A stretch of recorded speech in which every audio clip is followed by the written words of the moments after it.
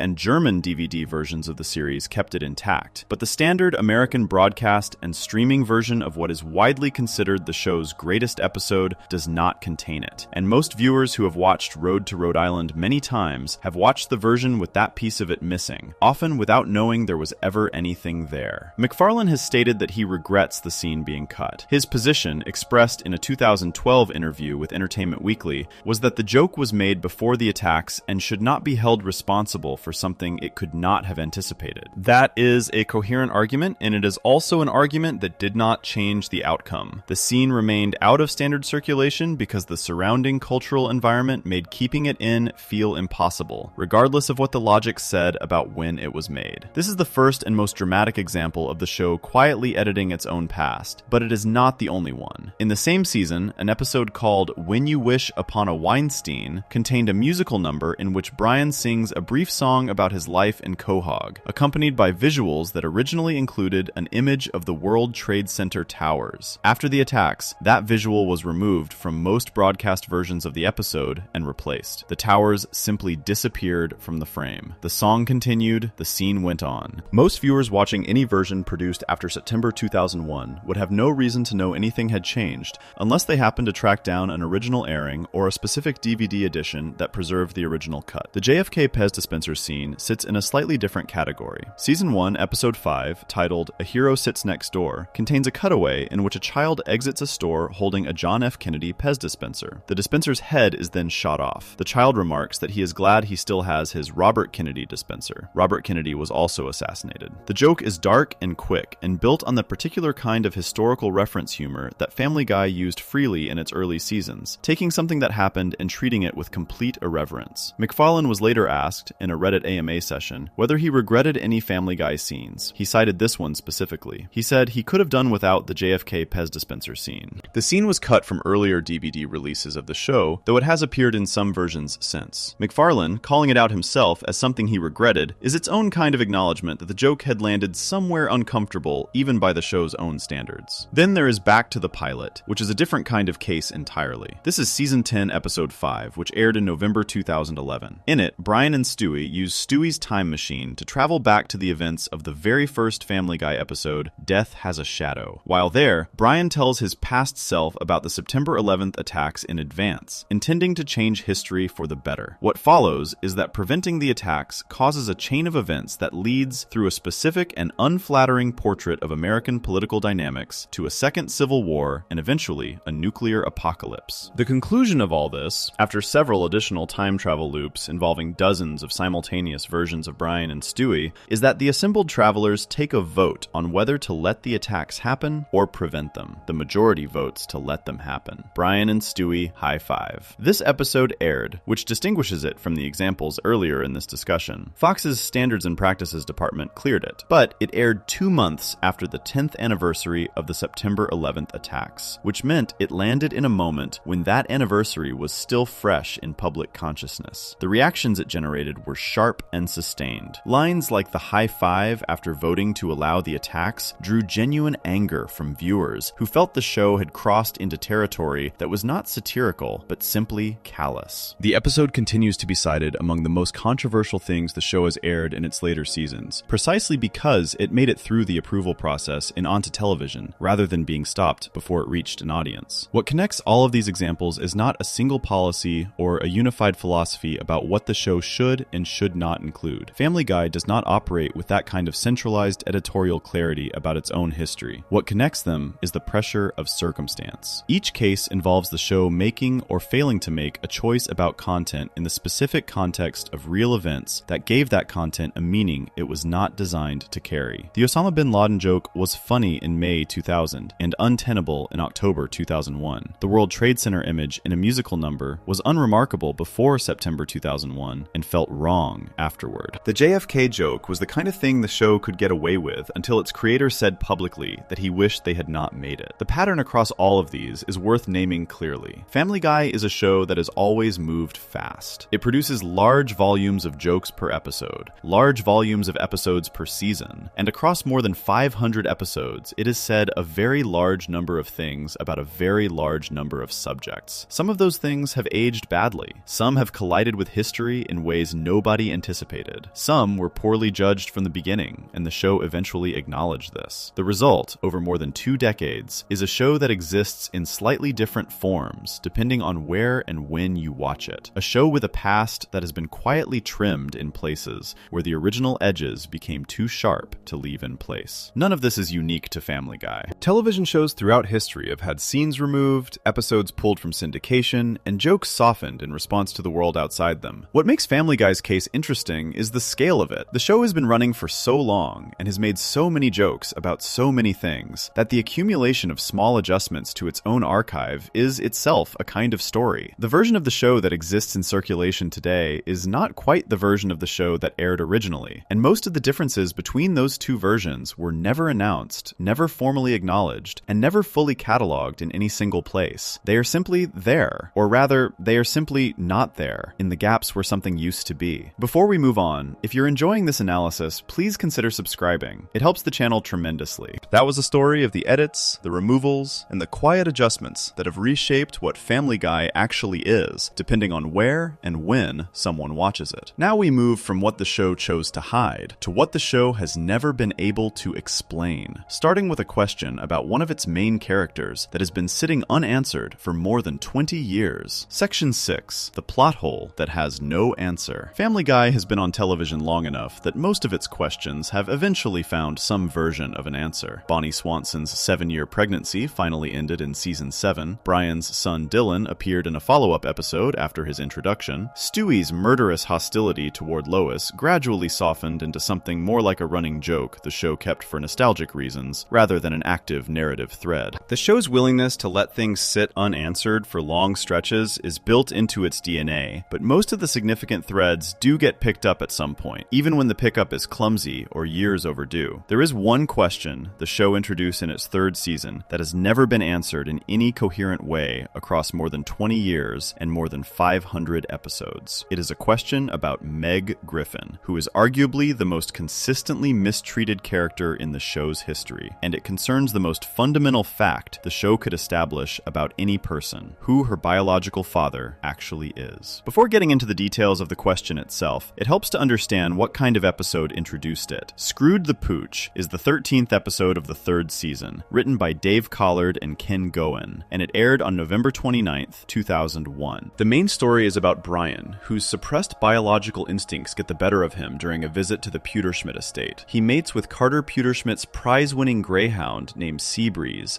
and the subsequent drama involves a custody dispute over the resulting puppies that plays out in a courtroom. The episode is a Brian-centered story that uses the formality of a legal setting to have various characters reveal things they would not ordinarily say in a family dinner or a bar conversation. In the middle of that courtroom scene, Peter stands up to speak in defense of Brian's fitness as a father. He tells the judge that Brian would make a great dad, and he knows this because Brian knows the Griffin children better than Peter himself does. To prove the point, Peter begins asking Brian questions about his kids. What is Chris's favorite ice cream? Brian answers, chocolate chip. What is Stewie's favorite bedtime story? Brian answers, Goodnight Moon. These are small domestic facts that a genuinely attentive parent would know, and Peter, admittedly, does not. Then Peter gets to Meg. He builds up to the question in the same rhythm as the previous two. He says that if he were half the parent Brian is, he would know who Meg's real father is. Brian answers the question. He says the name Stan Thompson. In the courtroom, sitting just a few feet away from where this exchange is happening, Meg is wearing headphones and listening to music. She hears none of it. The show immediately moves on. Peter says there is a toll booth and asks if anyone has a quarter. The courtroom continues. The episode eventually resolves with the reveal that the puppies Seabreeze was carrying are not Brian's at all, but Ted Turner's,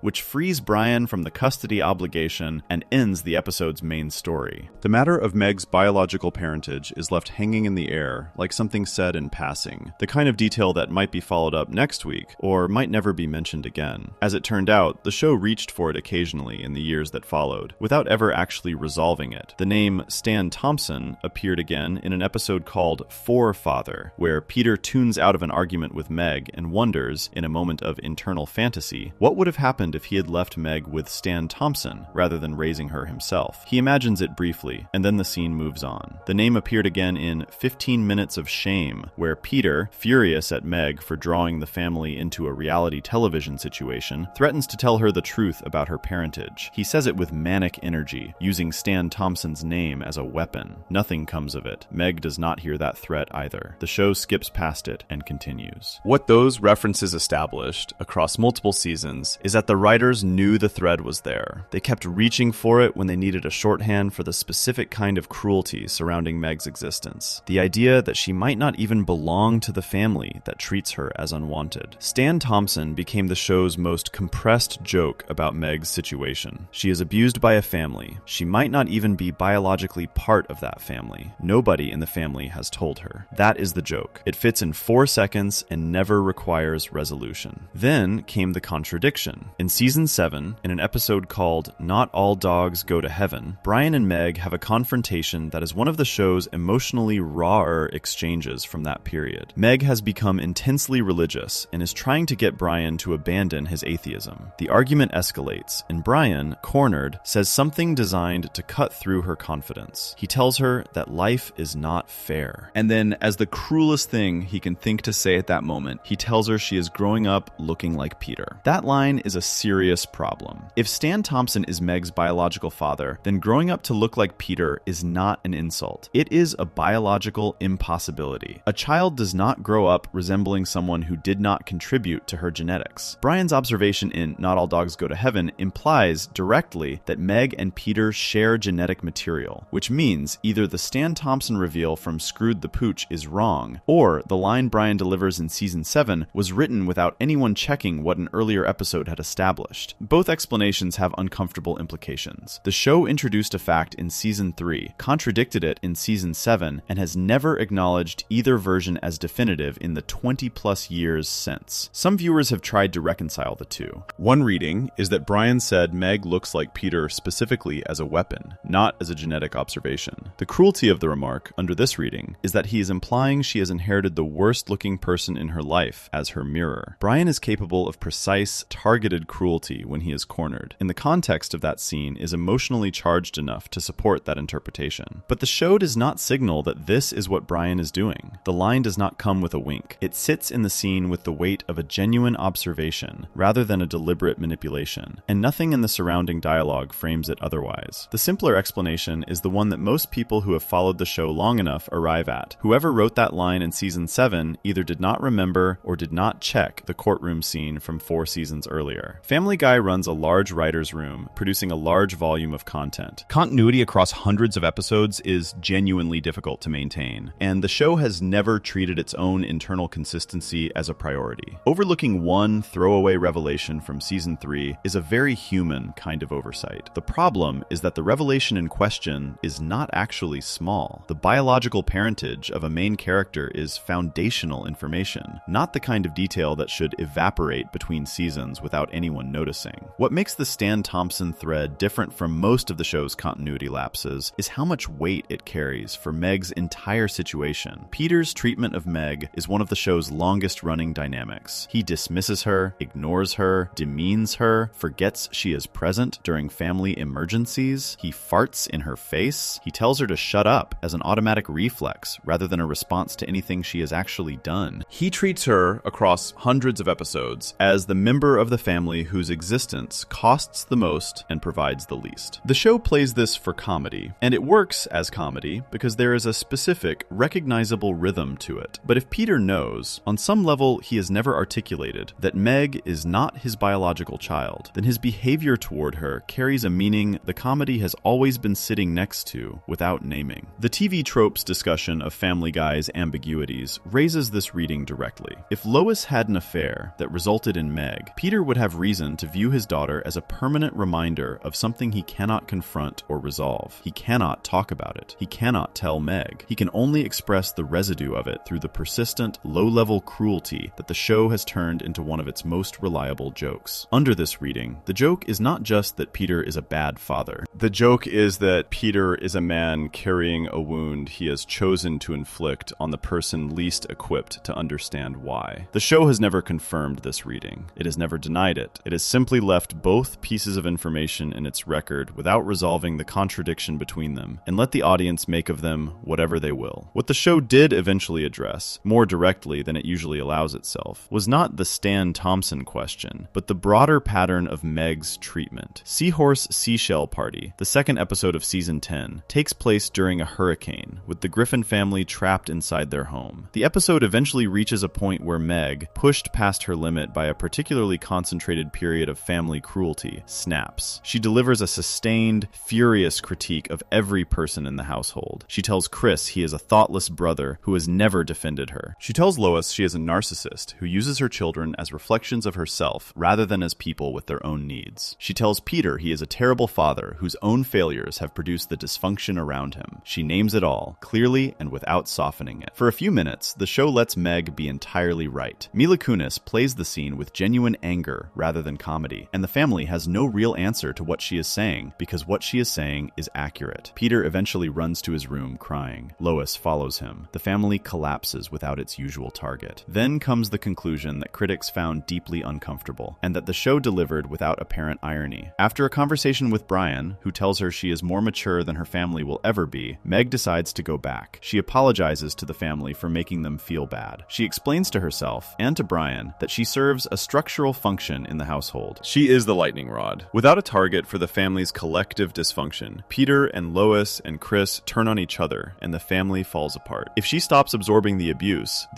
goes somewhere somewhere more destructive. So, she chooses to keep absorbing it. She returns to her position. The show presents this as Meg's choice, an act of love and self-awareness rather than resignation. Critics were not persuaded. The consensus view of Seahorse Seashell Party among reviewers was that the episode built towards something meaningful and then retreated from it in the most dispiriting way available. Meg had been given the opportunity to change her situation and had instead been given an explanation for why her situation needed to stay the same. The message, as some critics put it, was that abuse victims should remain in abusive situations because their abusers cannot function without them. The show did not appear to register this reading as a problem. Now hold the Stan Thompson thread inside that episode. Meg returns to a family that has always treated her as the one nobody cares about. She returns without knowing that the man who treats her worst may not be her biological father. She returns without knowing that the information explaining the specific shape of her suffering was spoken aloud in a courtroom in 2001 in front of everyone who matters to her while she was wearing headphones. If she had not been wearing headphones that day, the entire dynamic of the show might have had to reckon with something it has spent 20 plus years avoiding. The staging of the original reveal, headphones on, right there in the room, is the show's most efficient compression of everything it has done with Meg across its entire run. She is always present and always excluded. She is in every family scene and outside the family's actual consideration. The information that might change her understanding of her own life exists. It was said out loud. It simply cannot reach her because of a small, coincidental barrier that nobody moved and nobody thought to move afterward. That is not an accident of plotting. That is a deliberate image of what Meg's existence in this family looks like from the inside. Always adjacent to the truth, never quite arriving at it. The official Family Guy wiki describes Stan Thompson as possibly Meg's real father. That word, possibly, is doing significant work. It is not saying the show confirmed this. It is not saying the show denied it. It is saying the show gave the audience a suggestion in season 3, undermined it with a contradictory line in season 7, and has declined to adjudicate between them across every season since. More than 20 years of television have passed. Meg Griffin still does not know who her father is. Neither, definitively, does anyone watching. The fan community has done the imaginative work that the show chose not to do. Fan wikis have constructed detailed backstories for Stan Thompson that the actual series never provided, assigning him biographical details, motivations, a history with Lois, a reason for his absence. The show gave a name and 2 words in a courtroom. The fans built a person around those 2 words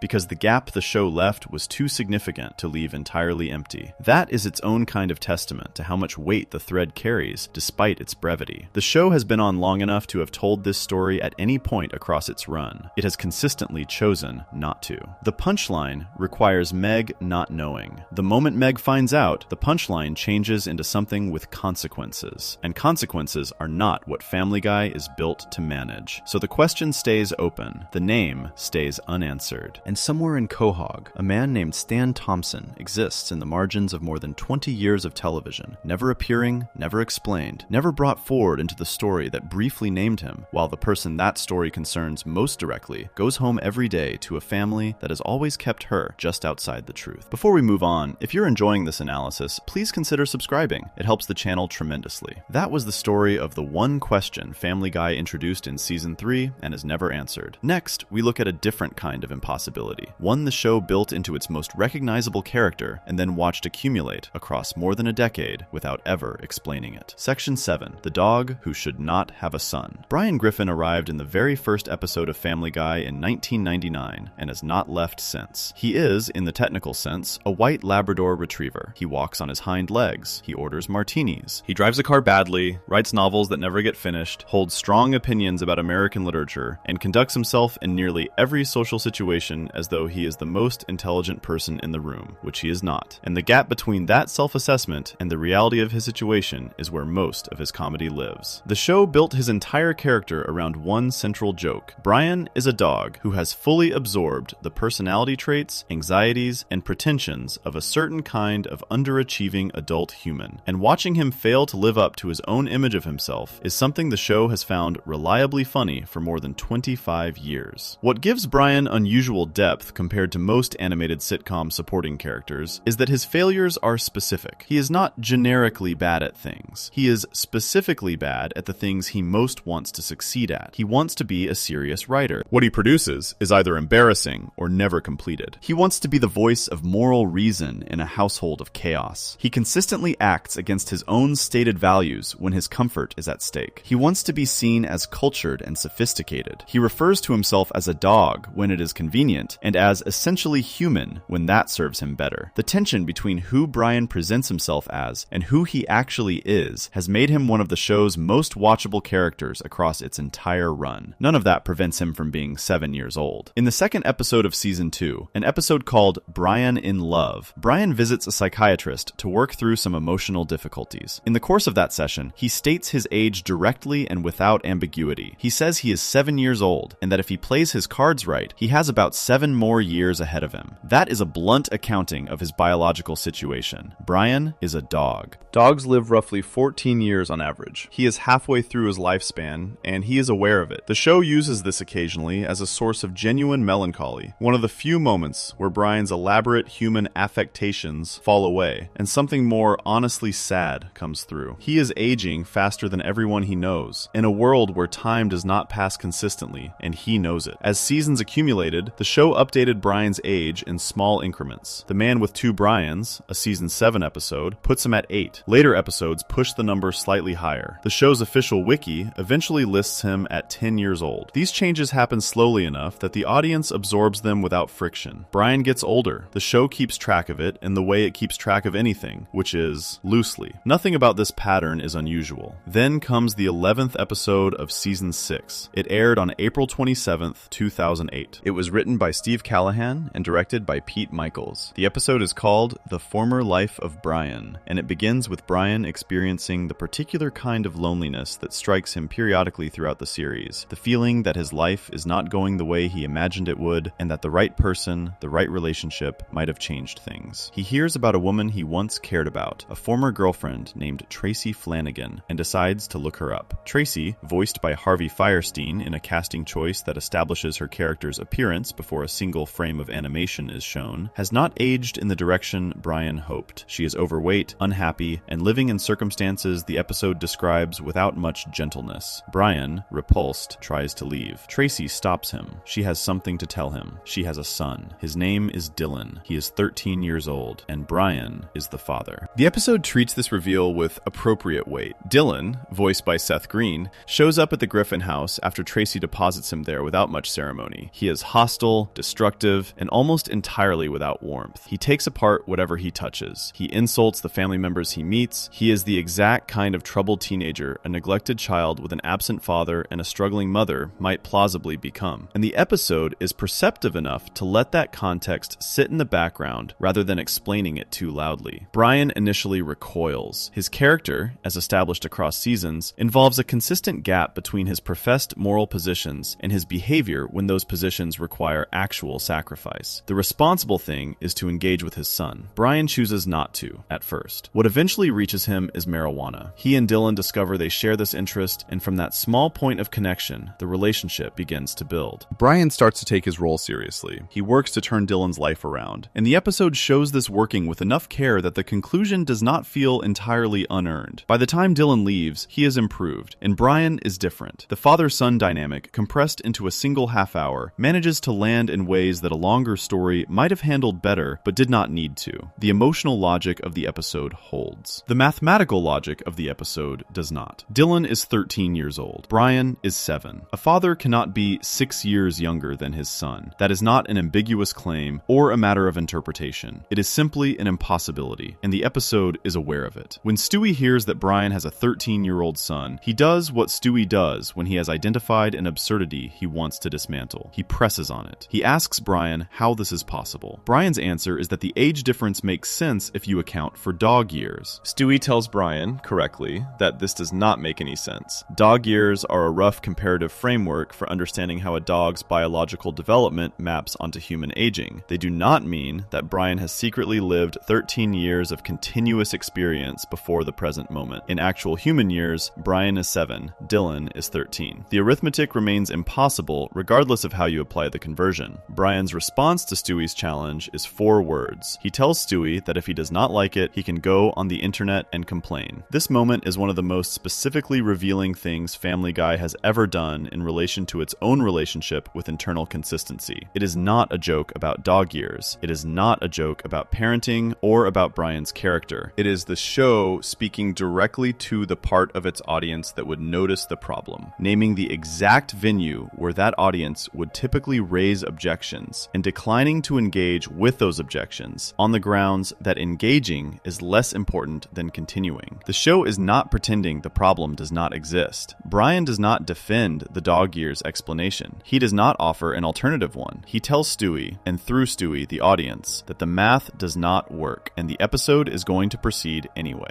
Family Guy makes self-referential jokes regularly. It breaks the fourth wall, nods at its own reputation, comments on its own production. Those jokes are usually about the show's identity, or its relationship with other programs, or its history of cancellation and revival. The Brian and Stewie exchange about dog years is something different. It is the show explicitly acknowledging a specific continuity error, naming the space where the error would be criticized, and declaring that coherence is optional when the story requires it. This is not accidental. Someone in the writer's room wrote that exchange intentionally. The internet complaint line was not an accident. It was a deliberate acknowledgement that the impossibility was real, and a deliberate decision not to resolve it. Beyond the age, the episode contains a second impossibility that receives no comparable acknowledgement. Dylan is completely human. He has no canine characteristics. He looks, moves, and speaks exactly like a human teenage boy. This matters enormously because Brian, whatever his extraordinary anthropomorphic qualities, is biologically a dog. His body is a dog's body. The show has established this clearly across multiple episodes. In Screwed the Pooch, Brian mates with Carter Pewterschmidt's greyhound Seabreeze, and the resulting puppies are canine. They look like dogs. They have no human characteristics. The biological outcome of Brian's union with a non-human canine is canine offspring. That is the precedent the show set for what happens when Brian reproduces. Dylan is the result of Brian mating with a human woman. The result is a fully human child with no observable trace of his father's species. The episode does not address this. It does not offer an explanation or even a wink in the direction of the question. Dylan's humanity is stated as a simple fact, and the episode moves forward from it. The TV Tropes recap of the episode notes it directly under the heading Artistic License, pointing out that in Road to Rhode Island, Brian himself comments to a crop duster that he is of a different species, which serves as an inadvertent acknowledgement that interspecies reproduction with humans should produce something other than what Dylan is. The show built an internal record that makes Dylan's existence biologically incoherent even by its own standards,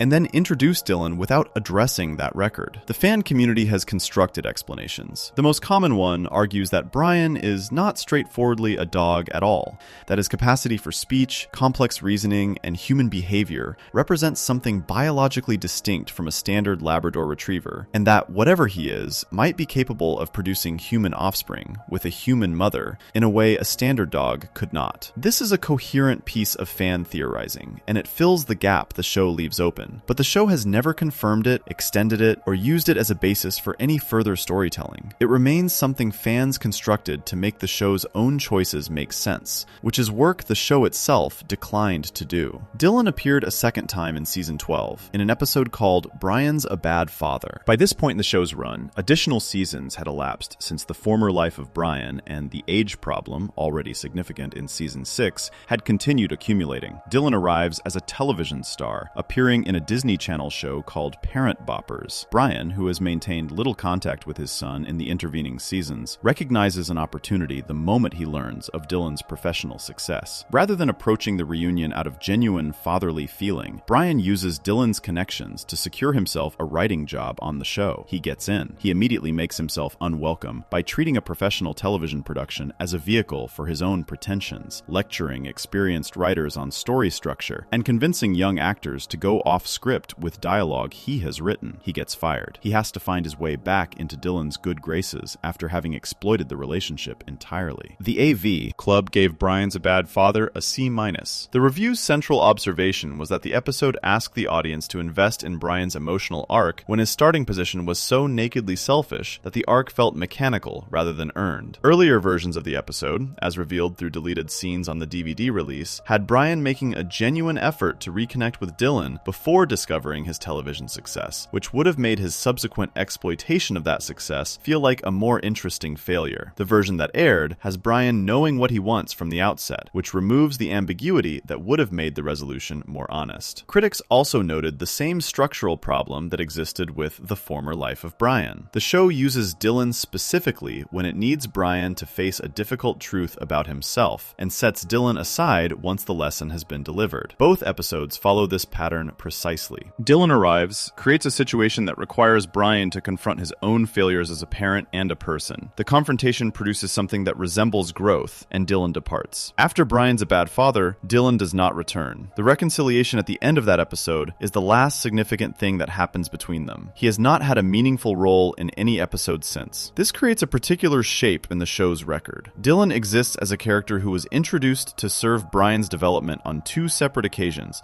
and has been shelved in the intervals between those occasions. His 2 appearances are separated by several seasons. During those seasons, he simply did not exist in the show's active attention. Even though, by the logic of the show's world, he was presumably living his life somewhere in the vicinity of Quahog. The show made no effort to account for that gap, and no effort to maintain any sense of an ongoing father-son relationship between the episodes. Dylan's function was purely instrumental, and once that function was fulfilled, he ceased to have narrative presence. Brian Griffin is, in many ways, the character the show has thought about most carefully. His pretensions are the target of sustained, specific, affectionate mockery across the entire run. His friendship with Stewie has produced some of the show's most emotionally ambitious episodes, moments where the comedy recedes and something more genuinely felt comes through. His flaws are consistent in a way that gives him texture across hundreds of episodes. He is not an easy character to write well, and the show has, more often than not, written him well. And yet, he has a son who cannot mathematically exist, who is biologically inexplicable by the show's own established rules,